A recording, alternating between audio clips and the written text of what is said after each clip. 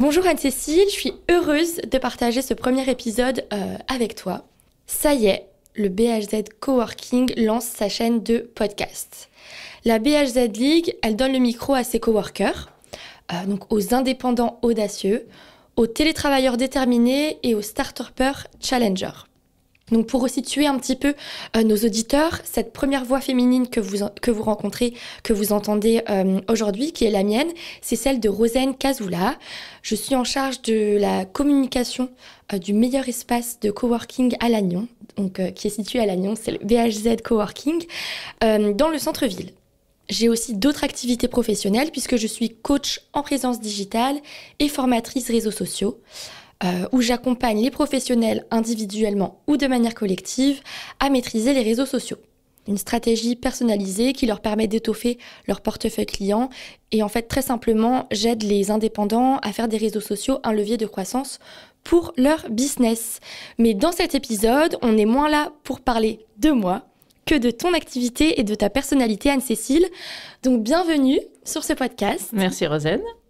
Pour débuter déjà Anne-Cécile, thé ou café? Café. Allez, c'est parti. Anne-Cécile, qui es-tu? Alors, je suis Anne-Cécile Offrette, je vais bientôt avoir 43 ans. Je suis maman de 2 adolescents et je suis installée au BHZ Coworking depuis le mois de juin dernier, donc ça va faire 1 an là, en tant qu'hypnothérapeute.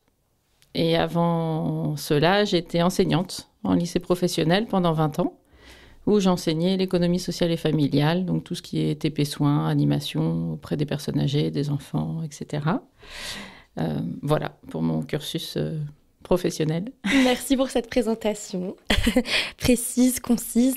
Alors, je vais te poser une question un petit peu typique du lieu, puisque tu sais que le BHZ Coworking prône un petit peu cette idée de super-héros, en reprenant notamment les noms de salles en corrélation avec l'univers DC Comics. Donc, Anne-Cécile, quelle super-héroïne ou héros te définit le mieux? Alors, si on reste dans l'univers du BHZ, ça va être Wonder Woman. Il n'y a pas trop de filles, en fait. Donc voilà. Après, contrairement à Patrick, je ne suis pas fan des super-héros. Non, mais bien sûr. Mais tu peux peut-être avoir une autre référence, sinon, dans la vie. Si on va au-delà, tu vois, de l'aspect DC Comics, est-ce qu'il y a une figure Alors, si je sors complètement de l'aspect comics, ce serait Simone Veil. Ouais. Voilà. Pour tout ce qu'elle a représenté pour les femmes, et même pour tout le monde, voilà, depuis... au siècle dernier. 20e siècle, quoi.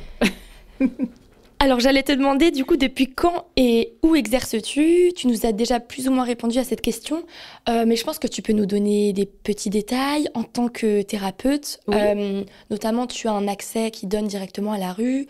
Donc, voilà. Tout à fait. Donc, le BHZ est au 13 rue Georges Pompidou à Lannion. Et mon local, en effet, a une entrée indépendante par rapport à l'entrée principale de l'espace de coworking, ce qui crée en fait l'intimité et qui renforce aussi le secret professionnel, puisque chacun peut venir de façon discrète à mon cabinet. Donc, dans mon cabinet, je reçois les enfants, les adolescents et puis les adultes. Et quand les parents accompagnent donc les enfants, ils peuvent patienter au BHZ. Donc, ce qui est fort agréable pour eux. Ils sont très, très contents, du coup, de découvrir cet espace qu'ils ignorent. Et ils se rendent compte de la beauté du lieu, en fait, et de toutes les salles et... De sa déco un petit peu industrielle. Voilà, de tout. Ouais, vraiment, l'ambiance, à chaque fois, c'est waouh. C'est vrai à ce point-là. Et c'est vrai que dans l'open space, il faut dire à nos auditeurs, on a aussi un canapé qui est directement tourné vers l'entrée. Donc, c'est agréable, on profite un petit peu de la lumière du jour et puis ça permet de patienter, comme tu dis, ou de travailler efficacement. Tout à fait. Donc, ok, super. Et alors, toi, est-ce que tu es plutôt du matin ou de l'après-midi? Alors, moi, je suis plutôt du matin matin même. À quelle heure te lèves-tu, Anne-Cécile? Alors, Tout dépend des moments, mais c'est vrai que dans la vie en général, ça va être 6 heures, entre 6 heures et 6h30. Mais c'est vrai que me réveiller à 5 heures, prendre le temps, lire, prendre le temps. J'apprécie beaucoup ce moment-là. Bon, par contre, je suis moins du soir. C'est vrai. Voilà. À 22h, il n'y a plus personne. J'aimerais qu'à 22h, je sois couchée. Et donc, quelles sont les opportunités que le BHZ t'a offert, puisque maintenant, ça fait bientôt 1 an déjà. Eh bien, j'ai fait de très, très belles rencontres. De professionnels, de gens investis. C'est vrai que j'ai rencontré énormément de personnes tout au long de cette année. Et puis, des personnes que je vois encore en dehors du BHZ. Des indépendants en général, des personnes peut-être durant les ateliers. Oui. Des intervenants, des personnes aussi pendant les ateliers, puis des coworkers qui viennent la journée, on a sympathisé. C'est vrai que soit on communique sur les réseaux, soit on se voit de temps en temps. Je pense à Émilie, je pense à Vincent. Oui. Émilie, Vincent, il y a Julie aussi. Enfin, j'en oublie, hein, c'est sûr que... Il y en a trop, il y en a beaucoup trop. J'ai pas préparé. Et donc, pourquoi... toi, avoir choisi la voie de l'entrepreneuriat, puisque tu viens du monde de l'enseignement. Oui. Qu'est-ce qui a provoqué ce changement? Qu'est-ce qui a influencé ta reconversion? Alors, dans l'enseignement, j'aimais beaucoup transmettre et puis être là pour les adolescents. Et puis, au fur et à mesure, en 20 ans, imagine bien que ça a un petit peu changé. Et puis, moi, j'avais aussi envie de changement. Donc, après, je suis passionnée d'hypnose depuis que j'ai 16 ans. Donc, mais bon, à l'époque, en 96, c'était pas aussi répandu que maintenant. Donc voilà, donc du coup, j'ai fait des études, etc. Et puis, avant la quarantaine, j'ai décidé de débuter une formation sur Paris. Voilà, une formation à l'École centrale d'hypnose. Donc voilà, donc du coup. Et après, j'ai fait des modules aussi spécial enfants et adolescents. D'accord. Et donc, tout ça s'est étalé sur combien de mois, alors, toute cette formation? Du coup, on est en 2000, ça va faire 4 ans. D'accord. Oui. Et je continue toujours à me former, puisque pour moi, ça fait partie de la vie. De ton chemin de vie. De mon chemin de vie. Il faut toujours se former. Et il y a toujours plein de domaines, plein de choses, plein de techniques. Voilà. Donc, je m'éclate. Bon, c'est l'essentiel. Nous, ce qu'on aimerait savoir maintenant, c'est est-ce que tu aurais une anecdote professionnelle à nous partager? Quelle serait la meilleure? La plus drôle, la plus insolite, au contraire, la plus marquante, la plus douce? Insolite, j'ai pas trop dans le sens où je travaille avec de l'humain et puis ce qui reste dans le cabinet est tenu au secret, donc je vais pas vous révéler de secret de ce sens-là. Désolée. Mais par contre, la plus touchante, il y en a plusieurs, mais elles se rejoignent, c'est quand j'aimerais en fait faire des photos quand les clients arrivent et quand ils repartent, parce que au niveau de leur visage, ça change terriblement. Et c'est vrai quand les clients me disent, mais rien qu'en une séance, j'ai vu un changement, pour moi c'est génial. Et je me dis que j'ai réussi à transmettre ce que j'ai appris. Et voilà. Il y a un réel avant-après. Oui. Et c'est pas trop tard peut-être après pour leur demander justement de faire ces photos-là et les partager sur Instagram. C'est ça. Donc, Anne-Cécile, en quoi l'espace de coworking reflète-t-il ton mode de vie? Alors, ça va être simple. C'est que j'ai toujours travaillé en collectif et qu'ici, je croise toujours quelqu'un pour papoter. Voilà, donc, contrairement à un cabinet, si j'avais pris un cabinet toute seule, un local toute seule, là, non, ça ne m'aurait pas correspondu puisque être toute la journée seule, ne pas pouvoir échanger avec des collègues... Non, pas pour moi. Je comprends tout à fait, surtout quand tu viens du monde de l'enseignement où là, tu as des vrais collègues, des vraies équipes. Et donc là, ce que tu es en train de nous dire, c'est que espace de coworking ou être indépendant ne rime pas avec solitude et isolement. Pas. Non. Et c'est vrai que ce qui est chouette dans l'espace de coworking, c'est on voit toujours des nouvelles personnes, on rencontre toujours des nouvelles personnes, donc on s'intéresse, qu'est-ce qu'ils font, d'où ils viennent, puisqu'il y a aussi des vacanciers. Voilà, beaucoup de vacanciers en période estivale ou même pendant l'année aux petites vacances. Et du coup, c'est vrai que ça fait toujours de belles rencontres.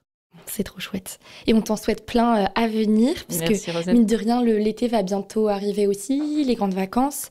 Alors toi, je sais que tu pars au mois de juillet. Oui, tout donc à fait. au mois d'août, ce sera l'occasion de croiser les vacanciers parisiens en général. Ce n'est pas un cliché, on a beaucoup de Parisiens qui viennent nous rendre visite au BHZ Coworking, venir travailler.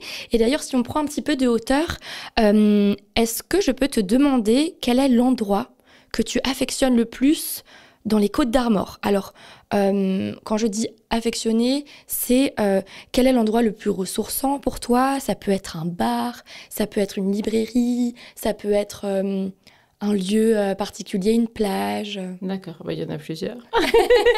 Allez, on va... Alors en librairie, c'est la librairie papiers. Goualarn de Lannion.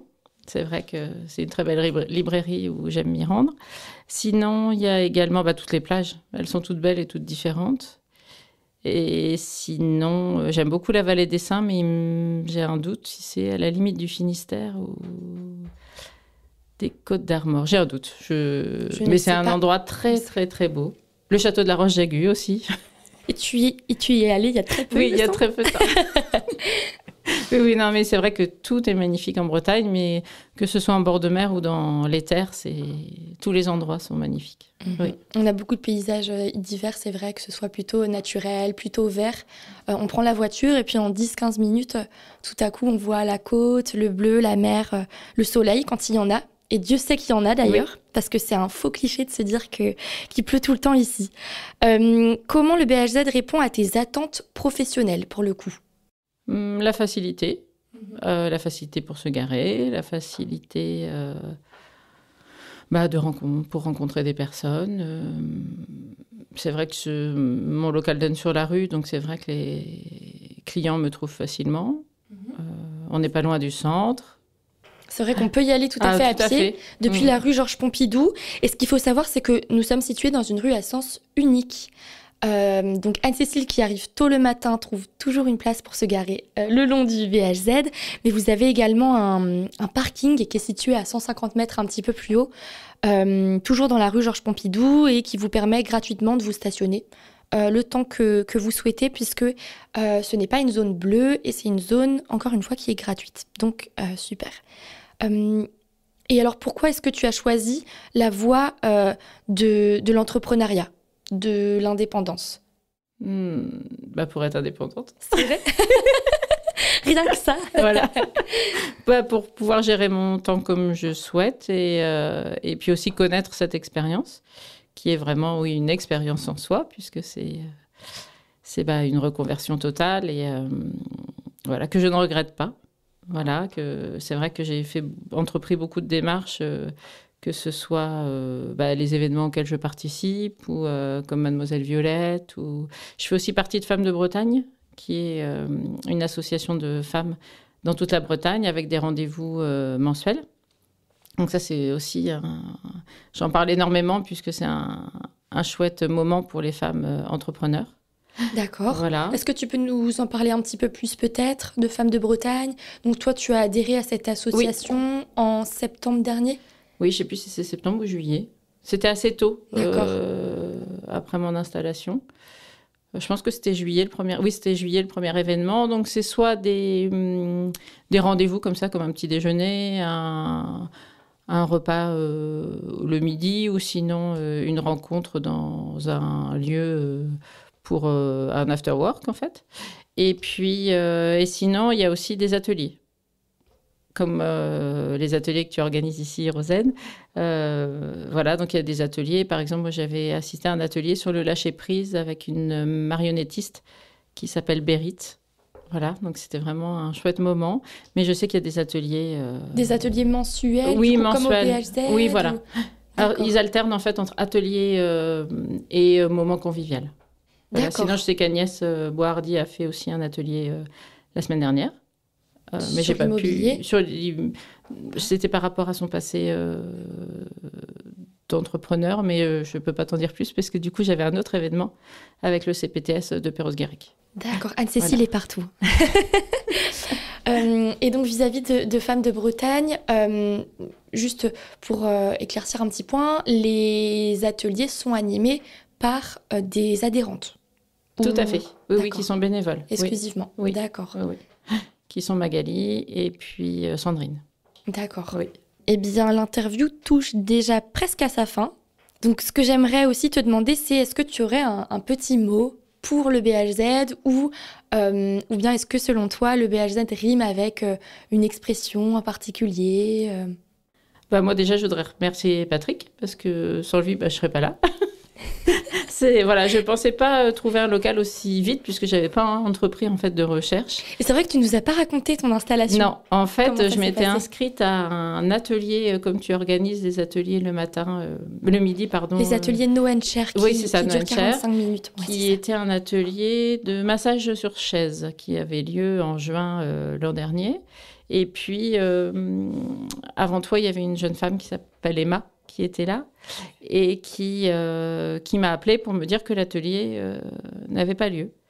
Et du coup, j'en ai profité pour lui... Enfin, l'atelier était décalé, en fait. C'est pas qu'il n'avait pas lieu, c'est qu'il était décalé. Et donc, comme je l'avais au téléphone, je lui ai demandé s'il y avait une salle de libre pour exercer ma profession. Elle me dit, oui, il y a un bureau qui vient de se libérer. Voilà, il n'y a pas de hasard dans la vie. C'est ça.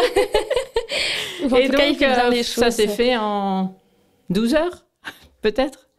Voilà, donc du coup... Et la semaine suivante, tu venais avec tes valises je crois même le week-end, ça s'est passé le vendredi. Le samedi, je me souviens que j'ai fait mes cartes de visite. Voilà, parce que je n'avais pas anticipé tout ça. et puis voilà, quoi. Donc du coup, ça s'est vraiment fait très, très vite et sans aucun regret. Mm-hmm. Et c'est vrai que on est très, très bien au BHZ. C'est génial si tu t'y plais. Eh bien, merci beaucoup, Anne-Cécile, pour ce premier épisode. Merci à toi, Rosane. Merci pour ton temps, pour ta présence aussi au quotidien, parce que tu es le soleil du BHZ, il faut le dire. Merci. Nous sommes deux. Et puis, on se retrouve très vite. Belle journée à toutes et à tous, et à très bientôt. À bientôt.